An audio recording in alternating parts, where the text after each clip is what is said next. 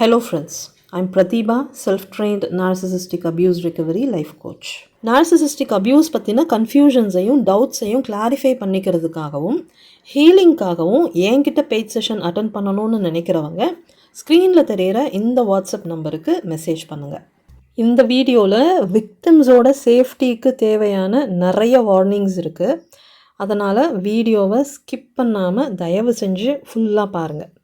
வீடியோவை முழுசாக பார்க்காம நீங்கள் பாட்டுக்கு ஸ்கிப் பண்ணி பார்த்துட்டு எதையாவது தப்பாக புரிஞ்சுக்கிட்டு அதை அப்படியே ஃபாலோ பண்ணி பிரச்சனையில் மாட்டிக்காதீங்க. இதையே நான் ஒரு வார்னிங்காக தான் இங்கே சொல்லிகிட்ருக்கேன். உங்கள் சேஃப்டிக்காக தான் சொல்கிறேன். வீடியோவை ஃபுல்லாக பாருங்கள். நார்சிசிஸ்ட்டை எப்படி கண்ட்ரோல் பண்ணுறது அப்படிங்கிற டெக்னிக்கை பற்றி தான் இந்த பதிவில் பார்க்க போகிறோம். அதுக்கும் முன்னாடி ஒரு சில முக்கியமான விஷயங்களை விக்டிம்ஸ்க்கு நான் இந்த வீடியோ மூலமாக ஃபஸ்ட்டு கிளாரிஃபை பண்ணணும்னு நினைக்கிறேன். ஆக்சுவலி நார்சிசிஸ்டிக் ரிலேஷன்ஷிப் விட்டு வெளியே போகிறது தான் சேஃபான ஒரே சாய்ஸ்.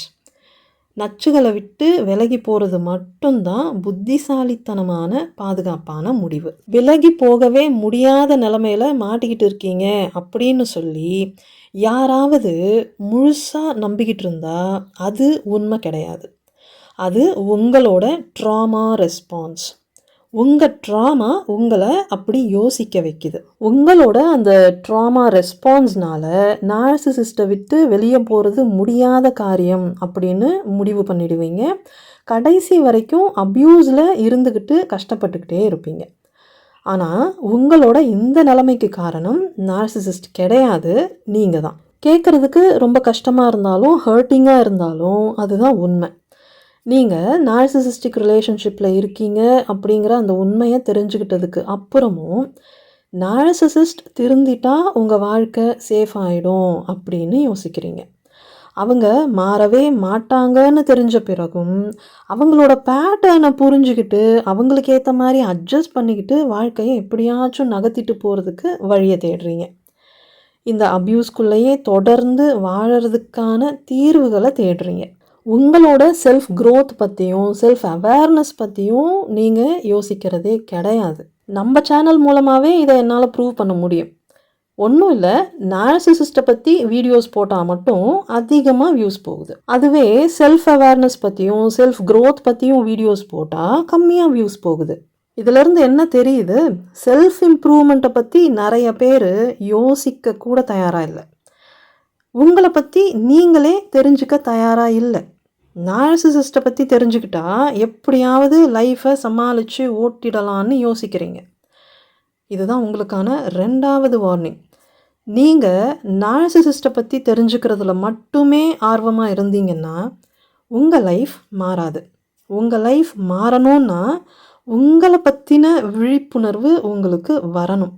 நார்சிசிசம் பற்றி தெரிஞ்சுக்கிட்டதுக்கு அப்புறம் ரொம்ப அபூர்வமாக ஒரு சிலர் மட்டும்தான் தன்னை பற்றி யோசிக்க ஆரம்பிப்பாங்க.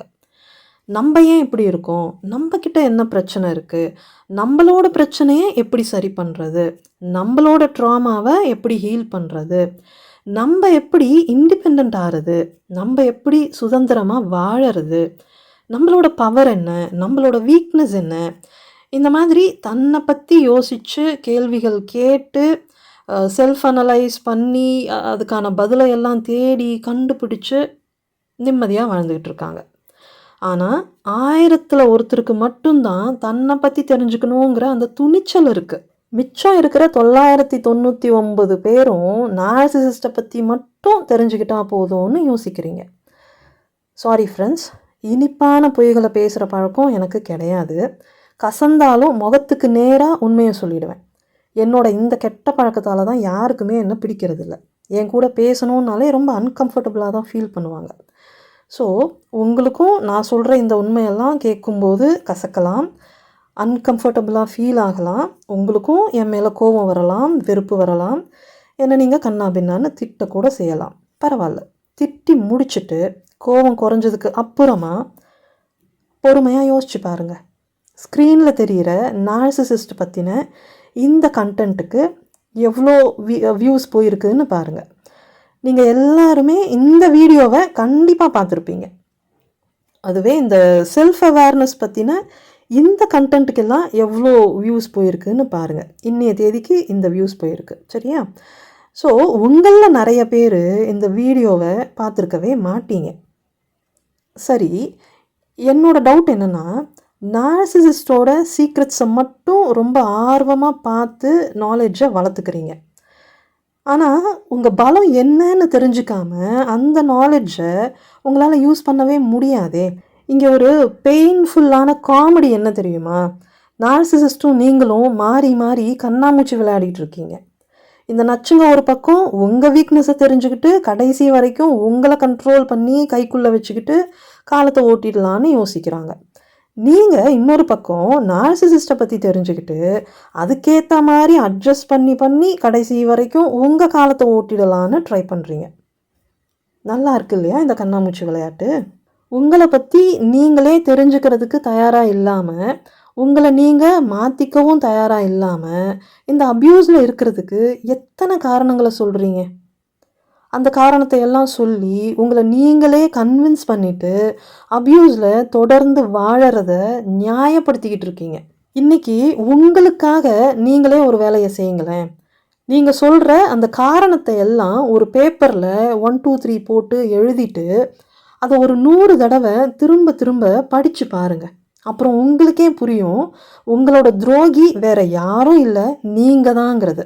ஏன்னா எல்லா விவரமும் தெரிஞ்ச பிறகும் இதுக்குள்ளே நீங்கள் இருக்கீங்கன்னா அது சுயதுரோகம் தானே. அது மற்றவங்க உங்களுக்கு பண்ணுற துரோகம் கிடையாது இல்லையா?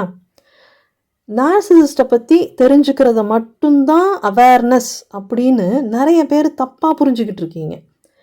நார்சிசிஸ்ட்டை பற்றி தெரிஞ்சுக்கிறது அவேர்னஸ் கிடையாது, விழிப்புணர்வு கிடையாது. அது ஜஸ்ட் நாலேஜ்.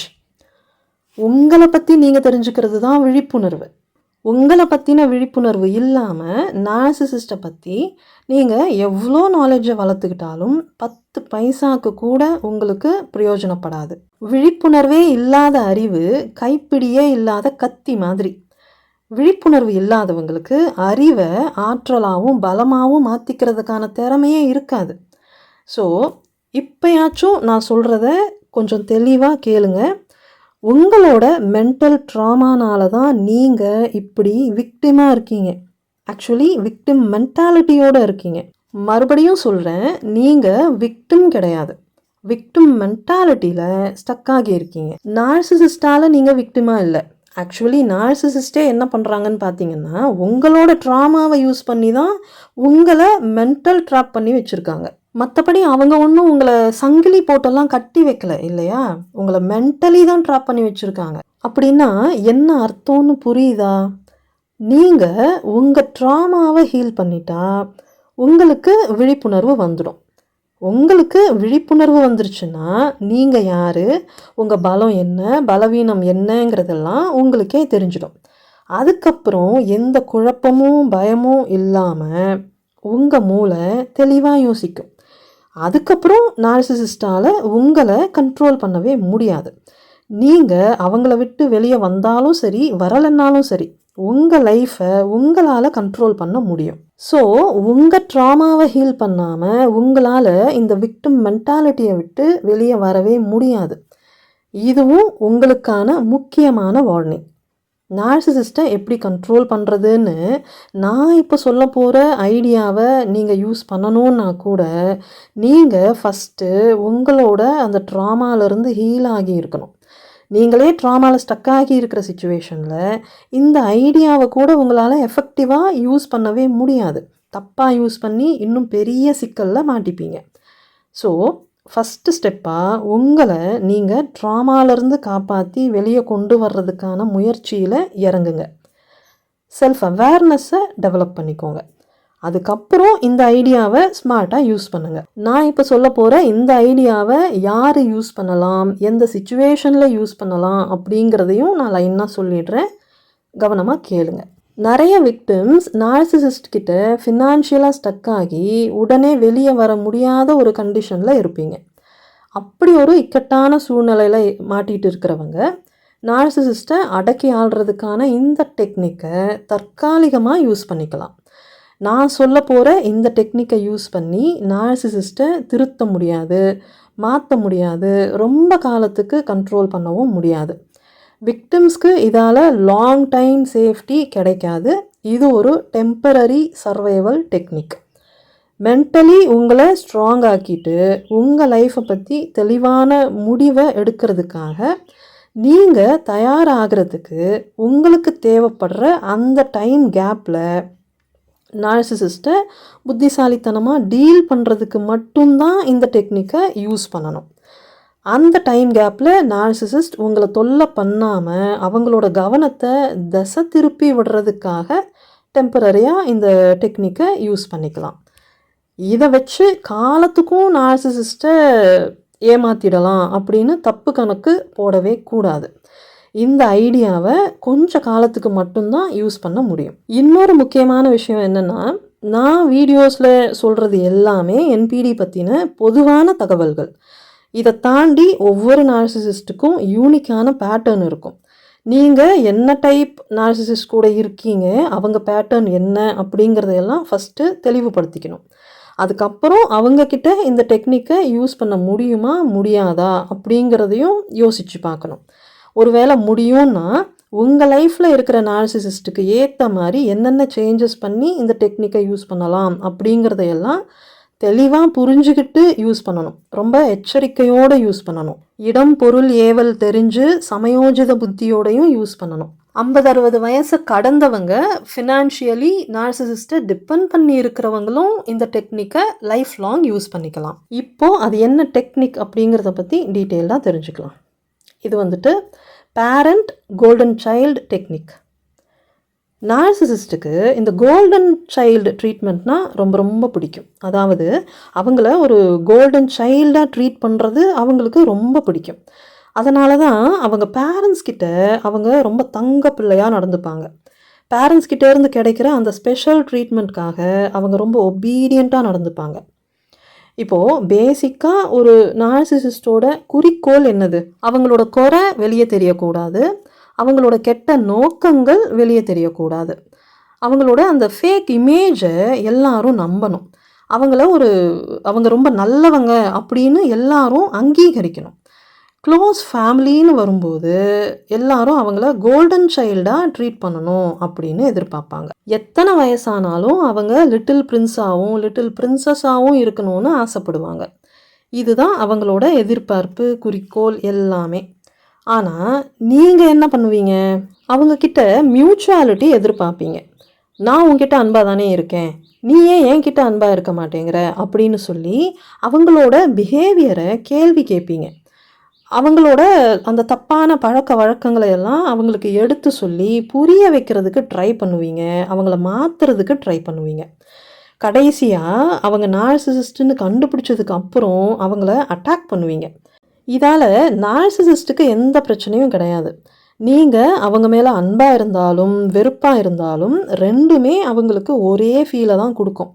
அவங்களுக்கு அதில் எந்த டிஃப்ரென்ஸும் தெரியாது. ஏன்னா அவங்களுக்கு தேவை உங்களோட அட்டென்ஷன், அதாவது உங்கள் கவனம் அவங்க மேலே இருக்கணும். அந்த கவனம் அன்பாக இருக்கலாம், இல்லை வெறுப்பாக இருக்கலாம். ஆக மொத்தம் உங்கள் ஃபோக்கஸ் அவங்க மேலே இருக்குங்கிறதே அவங்களுக்கு போதுமானது.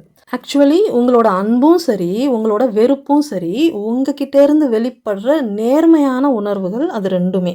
இதில் இன்னொரு முக்கியமான விஷயம் என்னன்னு பார்த்தீங்கன்னா, நீங்கள் ஒன்று ரொம்ப நல்லவங்களாக நடந்துப்பீங்க.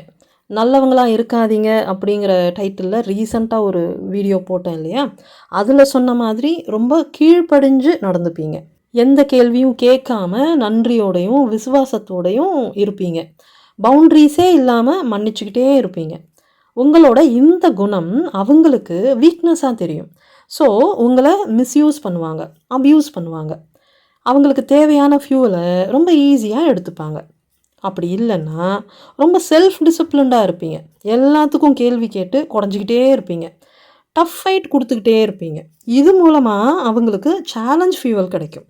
ஸோ நீங்கள் அடிபணிஞ்சு போனாலும் எதிர்த்து போராடினாலும் நார்சிசிஸ்டோட தேவை நிறைவேறிடும். ஆக மொத்தம் டோட்டல் சிச்சுவேஷனும் அவங்க கண்ட்ரோலில் தான் இருக்கும். இது ஒரு கலக்கமான சூழலை ஏற்படுத்தும். இந்த சூழல் உங்கள் மன அமைதியை கெடுக்கும், டிப்ரெஷனில் தள்ளிடும். அதனால் இந்த கலக்கமான சூழலை கொஞ்சம் அமைதிப்படுத்தணுன்னா நார்சிசிஸ்ட்டை புத்திசாலித்தனமாக ஹேண்டில் பண்ணணும். அவங்கக்கிட்ட ஒபீடியண்ட்டாகவும் இருக்கக்கூடாது, டிசிப்ளின்டாகவும் இருக்கக்கூடாது, ஸ்மார்ட்டாக இருக்கணும். அவங்களுக்கு கோல்டன் சைல்டு ட்ரீட்மெண்ட்டை கொடுக்கணும். அவங்களோட நார்சிசிஸ்டிக் பேரண்ட்ஸ் எப்படி அவங்களுக்கு அந்த கோல்டன் சைல்டு ட்ரீட்மெண்ட்டை கொடுத்து அவங்கள கண்ட்ரோல் பண்ணாங்களோ அதே டெக்னிக்கை தான் நீங்கள் உங்கள் சேஃப்டிக்காக யூஸ் பண்ணணும். ஒரு நார்சிசிஸ்ட் அப்யூஸ் மோடுக்கு ஷிஃப்ட் ஆகாமல் கோல்டன் சைல்டாக இருக்க வைக்கிறதுக்கு இந்த டெக்னிக்கை யூஸ் பண்ணணும். சிம்பிளாக சொல்லணும்னா நார்சிசிஸ்ட்டை கோல்டன் சைல்டாக கன்வெர்ட் பண்ணுறதுக்கான ஒரே வழி க்ளோரிஃபிகேஷன். அதாவது அவங்கள பற்றி புகழ்பாட்டு பாடுறது. ஃபார் எக்ஸாம்பிள் அவங்கள க்ளோரிஃபை பண்ணுறதுக்கு இந்த மாதிரி டயலாக்ஸ் எல்லாம் யூஸ் பண்ணலாம். நீ ரொம்ப ஸ்மார்ட்டான ஆள் தெரியுமா, எப்படி எல்லாத்தையும் கரெக்டாக நோட் பண்ணிடுற, கண்ணாலேயே எல்லாத்தையும் ஸ்கேன் பண்ணிடுற, நீ உன்னோட நல்ல மனசு யாருக்குமே வராது தெரியுமா, மற்றவங்களை காயப்படுத்துகிற மாதிரி நீ நடந்துக்கவே மாட்டியே, இன்றைக்கி என்ன ஆச்சு உனக்கு, யாராவது ஏதாவது சொன்னாங்களா, மற்றவங்களுக்கு உன்னோட அருமை தெரியலை, அதனால தான் உன்னை ஹர்ட் பண்ணுறாங்க, அதுக்காக நீ எதுக்கு இந்த மாதிரி கோவப்பட்டு உன் இமேஜை கெடுத்துக்கிற, யார் என்ன சொன்னாலும் உன்னோட நல்ல குணத்தை நீ விட்டு கொடுக்கவே கூடாது, சரியா. நம்மளோட பசங்க உன்னை பற்றி எவ்வளோ பெருமையாக பேசுகிறாங்க தெரியுமா, அவ்வளோ பொறுப்பான பேரண்ட்டாக நீ நடந்துக்கிற, நீங்கள் தான் இந்த உலகத்துலேயே பெஸ்ட் பேரண்ட்டு தெரியுமா, எனக்காக என்னெல்லாம் செய்கிறீங்க நீங்கள், உன்னோட ட்ரெஸ்ஸிங் சென்ஸ் வேறு லெவல்ப்பா, ஹேய் எப்படிப்பா உன்னோட மியூசிக் டேஸ்ட்டு பயங்கரமாக இருக்குது, அந்த ஸ்பாட்டிஃபை ப்ளேலிஸ்ட்டை எனக்கும் கொஞ்சம் ஷேர் பண்ணுறியா, இந்த மாதிரி சின்ன சின்ன க்ளோரிஃபிகேஷனுக்கே ஃப்ளாட் ஆகிடுவாங்க. இதில் நீங்கள் ஞாபகம் வச்சுக்க வேண்டிய முக்கியமான விஷயம், எந்த இடத்துலையும் உங்களை நீங்கள் தாழ்த்திக்கவே கூடாது, அவங்கள க்ளோரிஃபை பண்ணணும், அவ்வளோதான். ரிலேஷன்ஷிப்க்கு ஏற்ற மாதிரி, சிச்சுவேஷனுக்கு ஏற்ற மாதிரி நார்சிசிஸ்ட்டை க்ளோரிஃபை பண்ணிக்கிட்டே இருக்கணும், புகழ்ந்து பாடிக்கிட்டே இருக்கணும். இன்னொரு முக்கியமான வார்னிங், ஒரு பேரண்ட்டாக உங்கள் பிள்ளைக்கு கோல்டன் சைல்டு ட்ரீட்மெண்ட் கொடுக்கவே கொடுக்காதீங்க, அது ரொம்ப தப்பாயிடும். மற்ற ரிலேஷன்ஷிப்பில் டெம்பரரி சொல்யூஷனாக இந்த டெக்னிக்கை யூஸ் பண்ணிக்கலாம். நார்சிசிஸ்ட்டை நீங்கள் கோல்டன் சைல்டாக ட்ரீட் பண்ணும்போது அவங்களுக்கு பாசிட்டிவ் ஃபியூவல் கிடச்சிடும். அந்த போதையில் கொஞ்ச நாள் ஒபீடியண்ட்டாக நடந்துப்பாங்க. நீ ஏன் தப்பாக பிஹேவ் பண்ணுற, உன்னை இப்படி மாற்றிக்கோ திருத்திக்கோ அப்படின்னெல்லாம் சொல்கிறதுக்கு பதிலாக நீ இப்படி பிஹேவ் பண்ணவே மாட்டியே, நீ ரொம்ப தங்கமான பிள்ளையாச்சே அப்படின்னு சொல்லி தடவி கொடுக்கணும். புகழ்பாட்டு பாடி அவங்களோட டாக்ஸிக் பிஹேவியர்லேருந்து அவங்களோட குணத்தை திசை திருப்பணும். உங்ககிட்ட இருந்து கிடைக்கிற அந்த பாராட்டுக்காக கோல்டன் சைல்டாக பிஹேவ் பண்ணுவாங்க. இன்னொரு வார்னிங், வெறும் என்பிடி இருக்கிறவங்க கிட்ட மட்டும்தான் இந்த டெக்னிக் ஒர்க் அவுட் ஆகும். என்பிடியோட சேர்த்து ஆன்டி சோஷியல் பர்சனாலிட்டி டிஸார்டர் இருக்கிறவங்க கிட்ட இது செல்லாது. நீங்கள் என்ன தான் கோல்டன் சைல்டாக ட்ரீட் பண்ணாலும் அவங்களோட சோஷியோபத்திக் பிஹேவியரை உங்களால் கண்ட்ரோல் பண்ணவே முடியாது, சைக்கோபேத்தையும் கண்ட்ரோல் பண்ண முடியாது. ஆக்சுவலி இந்த கோல்டன் சைல்டு டெக்னிக் ஏன் எஃபெக்டிவாக இருக்கும்னு பார்த்தீங்கன்னா, நார்சிசிஸ்ட் கிட்ட நீங்கள் சரண்டர் ஆனால் ஏறி மிதிப்பாங்க, நன்றி விசுவாசம் காட்டினா ஏமாற்றுவாங்க, நம்புனா முதுகில் குத்துவாங்க, அவங்களோட அன்புக்காக பிச்சை எடுத்தால் கேவலமாக நடத்துவாங்க. அதுக்கு பதிலாக நார்சிசிஸ்ட்டுக்கு கொடுக்க வேண்டிய சப்ளையை ப்ராப்பராக கொடுக்கணும். புகழ்ந்து பாராட்டி அவங்களோட கிராண்டியோஸ் ஈகோவுக்கு தீனி போட்டு அவங்கள நல்ல பிள்ளையாக பிஹேவ் பண்ண வைக்கணும். அதுக்கான பாராட்டை நீங்கள் ரிவார்டாக கொடுக்கணும். உங்ககிட்ட இருந்து ரிவார்டாக கிடைக்கிற அந்த பாசிட்டிவ் சப்ளையை இழந்துடக்கூடாது அப்படிங்கிற பயத்தில் அவங்க ப்ராப்பராக பிஹேவ் பண்ணுவாங்க. மொத்தத்தில் உங்ககிட்ட இருந்து கிடைக்கிற அந்த பாராட்டு அங்கீகாரம் அப்படிங்கிற அந்த பாசிட்டிவ் சப்ளைக்கு அவங்கள டிபெண்ட் ஆக்கணும். இப்படி பண்ணும்போது அவங்க உங்களை அட்டாக் பண்ணி நெகட்டிவ் சப்ளை எடுக்கிறதுக்கு பதிலாக அமைதியாக இருந்துட்டு பாசிட்டிவ் சப்ளையை எடுத்துப்பாங்க.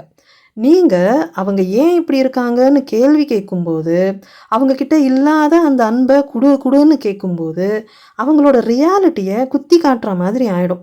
அப்போது அவங்களோட ரியாலிட்டியை ஃபேஸ் பண்ண முடியாமல் அவங்க உள்ளுக்குள்ளேயே டார்ச்சர் ஆவாங்க. அவங்கள அப்படி ஒரு டார்ச்சருக்கு ஆளாக்குற உங்களை கண்ட்ரோல் பண்ணுறதுக்காக டிஃபென்ஸ் மோடுக்கு போயிடுவாங்க. எல்லா டூல்ஸையும் யூஸ் பண்ணி உங்களை டார்ச்சர் பண்ணுவாங்க. ஸோ நீங்கள் அவங்க ஒளிச்சு வச்சிருக்கிற அந்த ரியாலிட்டியை ட்ரிகர் பண்ணாமல் அவங்களோட அந்த பொய்யான இமேஜுக்கு தீனி போடணும்.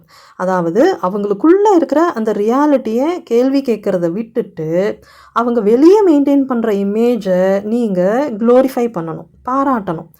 அப்படி பண்ணும்போது நார்சிசிஸ்ட் ஹாப்பியாக ஃபீல் பண்ணுவாங்க. டிஃபென்ஸ் மோடுக்கு போக வேண்டிய அவசியம் இல்லாததுனால அமைதியாக இருப்பாங்க. இன்னொரு warning, golden child treatment use பண்ணும்போது அவங்க உங்ககிட்ட நேரடியாக பிரச்சனை பண்ணாமல் இருப்பாங்க. ஆனாலும் அவங்களுக்குள்ளே இருக்கிற அந்த ட்ரஸ்ட் இஷ்யூனால் அவங்க உங்கள் முதுகுக்கு பின்னாடி பண்ணுற வேலையெல்லாம் தொடர்ந்து பண்ணிக்கிட்டே தான் இருப்பாங்க. உங்களை சிக்க வைக்கிறதுக்கான சக்கர வியூகம் எனி டைம் ரெடியாக இருக்கும். ஏன்னா நீங்கள் அவங்களுக்கு கொடுக்குற அந்த பாசிட்டிவ் சப்ளையை மட்டும்தான் அவங்க என்ஜாய் பண்ணுவாங்க. மற்றபடி கடுகளவுக்கு கூட அவங்க உங்களை நம்ப மாட்டாங்க. ஸோ உங்களோட அந்த பாசிட்டிவ் சப்ளையை என்ஜாய் பண்ணுற அதே நேரத்தில் உங்களுக்கே தெரியாமல் உங்களை சுற்றி ஒரு சக்கர வியூகத்தை பின்னி வச்சுருப்பாங்க. டைம் வரும்போது உங்கள் கதையை மொத்தமாக முடிச்சு விட்டுருவாங்க. நீங்கள் அவங்களுக்கு நல்லதே பண்ணாலும் அவங்க உங்களை எதிரியாக மட்டும்தான் பார்ப்பாங்க. நீங்கள் பாசிட்டிவ் சப்ளை கொடுக்கறதால உங்களை நிம்மதியாக வாழ விட்டுருவாங்கன்னு தப்பு கணக்கு போட்டுறாதீங்க. நீங்கள் அவங்களுக்கு கொடுக்குற அந்த பாசிட்டிவ் சப்ளை கூட அவங்களுக்கு கடைசி வரைக்கும் கிடைக்கணும்னா நீங்கள் கடைசி வரைக்கும் அவங்க கண்ட்ரோலில் இருக்கணும்னு தானே அவங்க நினைப்பாங்க. ஸோ நீங்கள் இண்டிபெண்ட்டாக ஆகிடக்கூடாதுங்கிறதுலையும் அவங்க ரொம்ப கவனமாக இருப்பாங்க இல்லையா? ஏன்னா நீங்கள் இண்டிபெண்ட்டாக ஆயிட்டீங்கன்னா அவங்க தேவை உங்களுக்கு இல்லாமல் போச்சுன்னா நீங்கள் அவங்கள விட்டு போயிடுவீங்க அப்படிங்கிற பயத்தால் உங்களை இண்டிபெண்ட்டாக ஆகிறதுக்கு விட மாட்டாங்க. அவங்க ஒழுங்காக இருந்தால் நீங்கள் அவங்கள விட்டு போக மாட்டீங்க அப்படிங்கிற அண்டர்ஸ்டாண்டிங்குக்கும் அவங்களால வர முடியாது. ஏன்னா அவங்களால ஒழுங்காக இருக்கிற மாதிரி நடிக்கத்தான் முடியும். நிஜமாகவே ஒழுங்காக இருக்கிறது அவங்களுக்கு தெரியாது, வராது. அப்போது அவங்க நேர்மையாக இல்லை, நடிக்கிறாங்கன்னு என்னைக்காவது ஒரு நாள் நீங்கள் கண்டுபிடிச்சிடுவீங்க அப்படிங்கிற பயம் அவங்களுக்குள்ளே இருந்துக்கிட்டே இருக்கும் இல்லையா? அவங்க யாருங்கிறது அவங்களுக்கு தான் தெரியுமே, அதுக்கேற்ற மாதிரி தானே அவங்க எல்லா பிளானும் போடுவாங்க. அதனால் நீங்கள் உங்ககிட்ட இருந்து கிடைக்கிற அந்த சப்ளை இது எல்லாமே டெம்பரரி அப்படிங்கிற உண்மை அவங்களுக்கு தெளிவாக தெரியும். அந்த தெளிவோடு தான் இந்த கேமை அவங்க விளையாடுவாங்க. விக்டிம்ஸும் இந்த உண்மையை ஏற்றுக்கணும். கோல்டன் சைல்டு ட்ரீட்மெண்ட்டை பர்மனண்ட்டாக கொடுத்து நார்சிசிஸ்ட்டை கண்ட்ரோல் பண்ணிடலாம் அப்படின்னு யோசிக்காதீங்க. உங்களோட டெவலப்மெண்டல் ஸ்டேஜுக்கு தேவைப்படுற ஒரு சின்ன ஸ்ட்ராட்டஜியாக மட்டும் இதை யூஸ் பண்ணிக்கோங்க. ஃபைனலாக மறுபடியும் சொல்கிறேன், என்ன பண்ணாலும் நார்சிசிஸ்ட்டை உங்களால் மாற்றவும் முடியாது, ஏமாற்றவும் முடியாது. ஸோ நார்சிசிஸ்ட் பற்றின அவேர்னஸ் உங்களை காப்பாற்றாது, செல்ஃப் அவேர்னஸ் மட்டும்தான் உங்களை காப்பாற்றும். நார்சிசிஸ்ட் பற்றின வீடியோஸை மட்டும் பார்க்காம செல்ஃப் அவேர்னஸ் பற்றின வீடியோஸையும் பாருங்கள். தயவு செஞ்சு உங்கள் ட்ராமாலேருந்து ஹீல் ஆகிறதுக்கான வழியை தேடுங்க. நீங்கள் விழிப்புணர்வோடு இருந்தால் மட்டும்தான் உங்களால் பத்திரமா இருக்க முடியும், பாதுகாப்பாக இருக்க முடியும், சந்தோஷமாக இருக்க முடியும். ஸோ விழிப்புணர்வோடு இருங்க, பத்திரமா இருங்க, சந்தோஷமாக இருங்க. Bye friends.